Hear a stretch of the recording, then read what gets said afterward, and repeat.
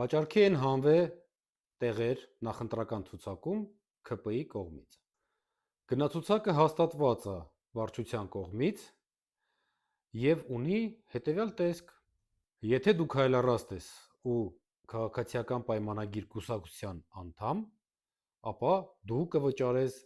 $1300 համարժեք դրամ։ Եթե դու քայլառաստ ես, բայց ոչ կուսակցության անդամ, ապա դու կվճարես 3.8 հազար ԱՄՆ դոլարին համարժեք դրամ, այսինքն 1.5 միլիոնի մոտերքը։ Այսինքն վարկերը, միջազգային կազմակերպությունների գումարները արդեն չեն բավարարում։ Պատկերացնում եք, ինչ վայնասուն կհաներ Նիկոլը, եթե դա կատարվեր ՀՀԿ-ի կամ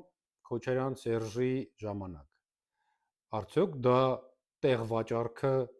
օրինական է։ Եվրոպական պարտներներն էլ են լռում, այսինքն Մազութստանից տված դիպլոմատով գումարները չեն բավարարում,